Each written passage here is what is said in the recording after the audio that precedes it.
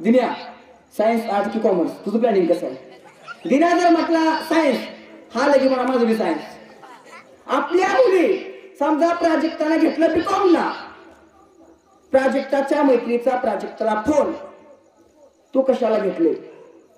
तशी प्राजक्ता मुली बीकॉमला घेतले, तिकडून ती पण म्हणते माझं बीकॉम फायनल. हे कुणी सांगितलं?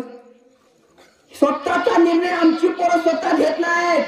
10वी 12वीची पोरांनो लक्षात घ्या, स्वतःचा निर्णय स्वतः घेण्यासारखा शिवाजी राजांनी त्यांच्या काळामध्ये स्वतःचा निर्णय स्वतः घेतला.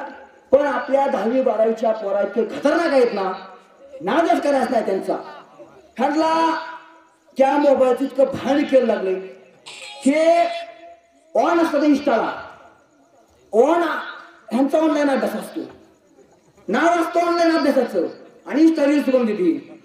इतके खतरनाक आहेत ना, ह्यांना ध्यान आणि ध्यास फक्त मोबाईल आहे. माझ्या गावचं पोरगं 10वीचं जेवायला बसलं, डाय हातात मोबाईल होता, पबजी खेळत होतो, समोर बटनाची भाजी होती.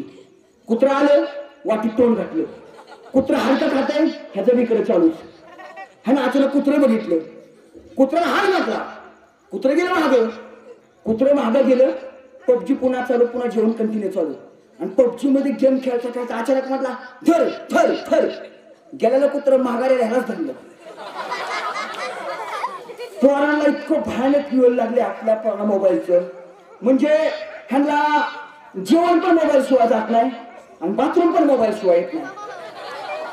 खरं आहे की नाही? खरं आहे, खरं आहे. आपल्या पोरांना सांगा, बाळांनो मोबाईलच्या जास्त आहारी जाऊ नका. 10वी 12वीच्या पोरांनो लक्षात ठेवा, तुमच्याकडे वेळ खूप कमी आहे. तुम्हाला अभ्यास करायचा ना, शेतामध्ये काम करणारे आपल्या बापासाठी तुम्हाला अभ्यास करायचा आहे. तुम्हाला अभ्यास करता शेतामध्ये काम करा तुमच्या आईसाठी, तुम्हाला अभ्यास करायचा आहे तुमच्या शिक्षक बांधवांसाठी. आणि या तिघांना सोडलं, एक लक्षात घ्या, तुम्हाला अभ्यास करायचा आहे स्वतःसाठी. अभ्यास केले तर उभा राहाल. त्यामुळे स्वतःच्या हिमतीवर उभा राहण्यासाठी तुम्हाला स्वतःला अभ्यास करावा लागणार आहे. बांधवांनो, माझ्या महाराष्ट्राच्या मातीमध्ये संत